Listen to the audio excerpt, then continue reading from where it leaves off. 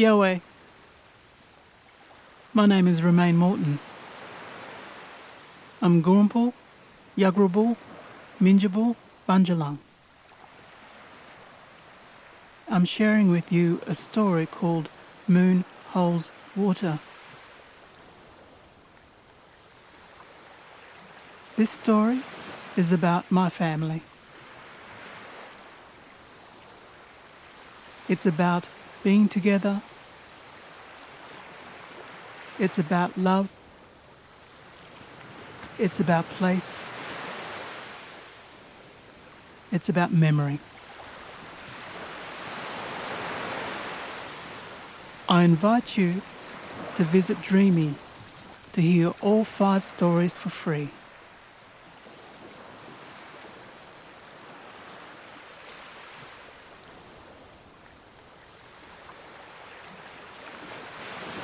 The sound of the ocean fills my ears. The waves sound like fire, wind and water all at once.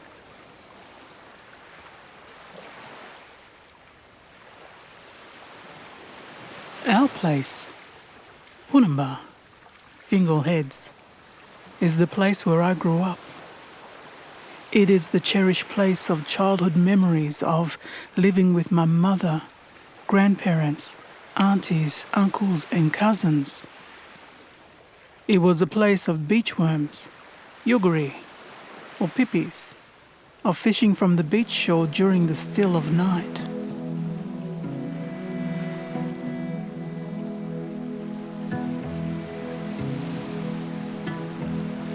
It is small boats bobbing on the ocean, of fishing lines disappearing into the water, of fires lit on the beach shore and scrap pieces of tin gathered and placed on the flickering campfires. Yugeri are placed on the campfire. Then together we wait for the yugeri to cook. All of us, our bodies energized by salt water, our skins glowing, we huddle around the fire while the seawater bubbles from the closed lips of the yugeri shell.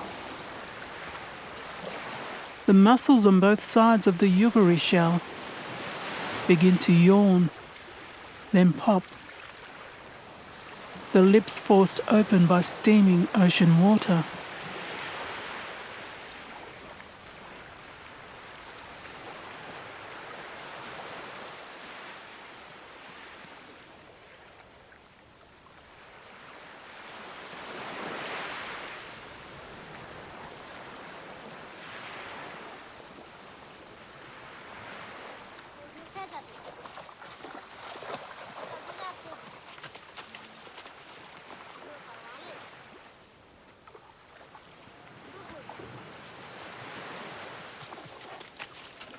To this day, the smell of yugeri is the smell of belonging.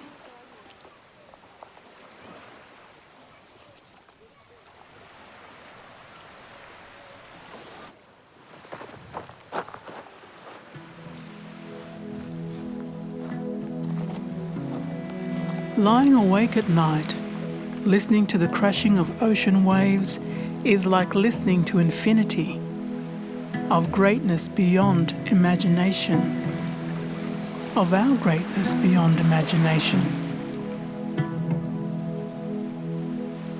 In each ocean wave, as it curls and crashes, are the memories of family, people and stories buoyed by love.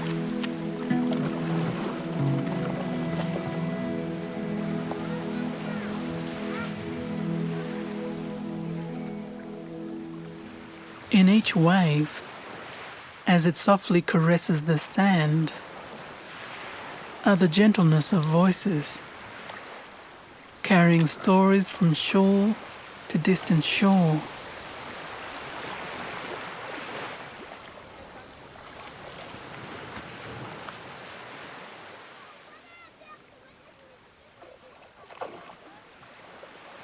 When we walk on the shoreline, we walk as though we are walking on stories, guided by whispers of love that are unseen but heard.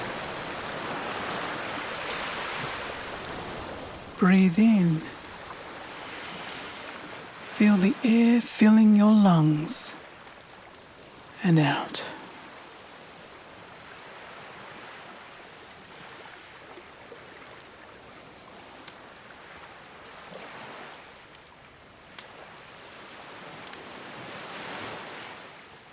Feel the sun as she warms our bodies, connecting us in this moment.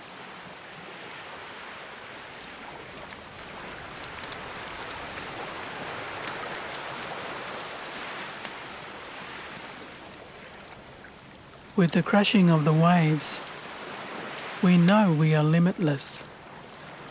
We know that with each step, we walk with relatives, such as the small shells, seaweed and conjivoi, turned on the sand, rolled by the incoming and receding tide.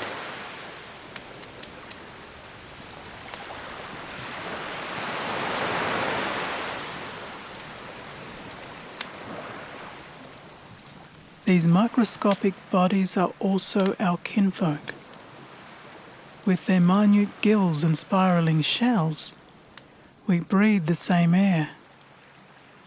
When we walk on the sand, we walk softly, quietly, and in this moment of silence, we can feel the tongue of the yugeri tickle the soles of our feet.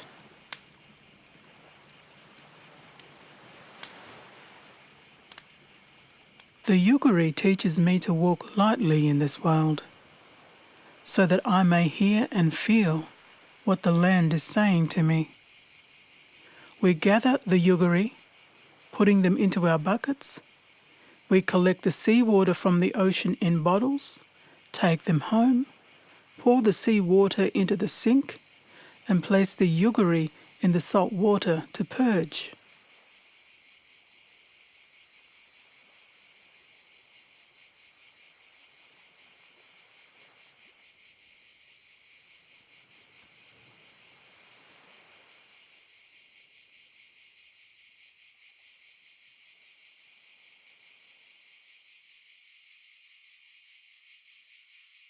The yugeri spits the sand from their stomach. The purging of the sand from their stomachs will continue for hours, after which time they will be ready to cook. In this moment of putting the yugeri into the pot filled with boiling water, I give thanks to the yugeri and acknowledge this generous offering of country.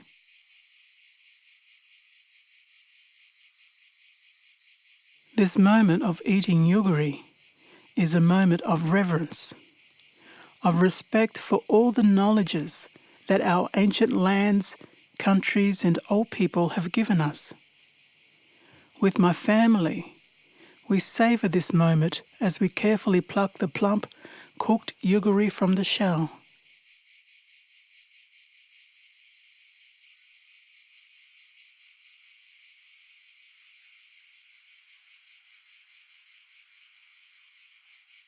I take the empty yugeri shells and place them onto my midden in my backyard. My midden is piled high with old oyster shells, mussel shells, cockle shells, prawn shells and crab shells. My midden is also a place where stories of hunting and gatherings are kept. Each shell, now bleached by the sun, is the story of a time of gathering with my family, of our laughter on the shore as we collect yugeri. When we catch a yugeri, we hold it high above our heads with joy to show each other we have caught one, a moment more precious than gold. Breathe in deeply. It's time to return to the ocean shore.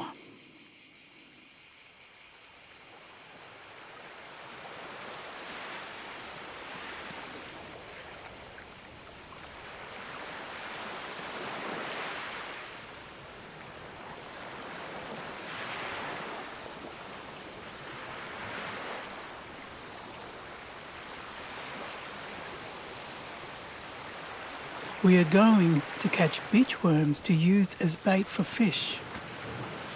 We pry open the shell of the yugeri using our thumbnail, then peel the yugeri meat from the shell and hold it between our thumb and forefinger.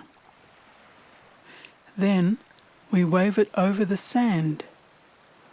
As the wave water retreats, we see small heads push through the sand.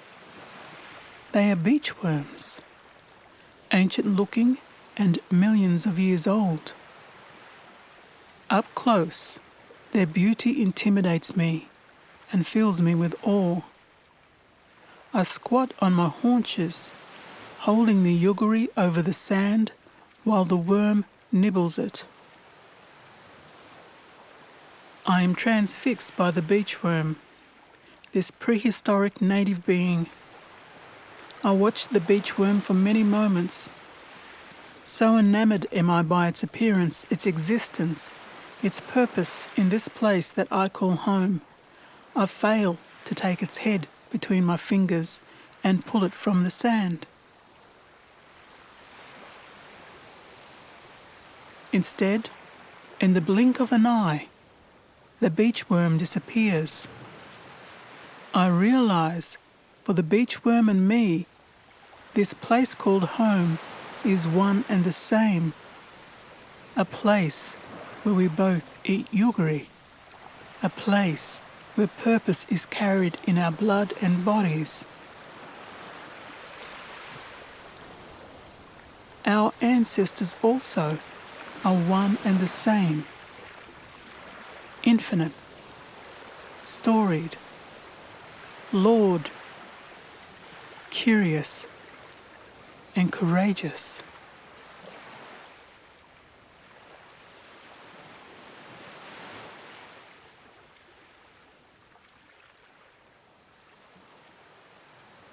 The head of a beachworm is threaded onto the hook. My Bundjalung family have lived in this place since the beginning of memory, and my South Sea Islander families travelled here in the belly of a ship from Tanna Island nearly 200 years ago.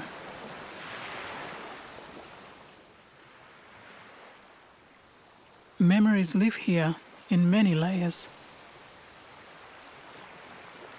stretching back into the time of the old people, of white sand on the beach, fishing with handheld fishing reels, Aboriginal and South Sea Islander women swinging the line deftly around their heads, sending the sinker into the water.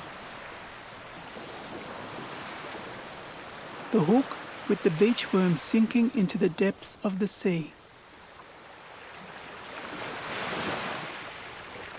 On the shore, in the same moment, strong black forefingers hold the line lightly between forefinger and thumb, waiting for the tug of a fish hidden beneath the water.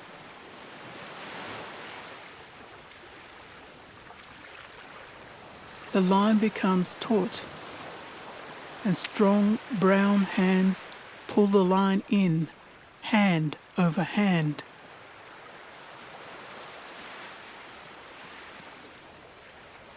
The fish on the shore, out of the water, flips itself vigorously. The fire burns brilliantly as the charring body of the fish is carefully turned over. The cooked skin of the fish is peeled back and the white of its flesh steams. We pick the flesh of the fish carefully away from its bones with our fingers and place it in our mouths. We sit in silence as we eat.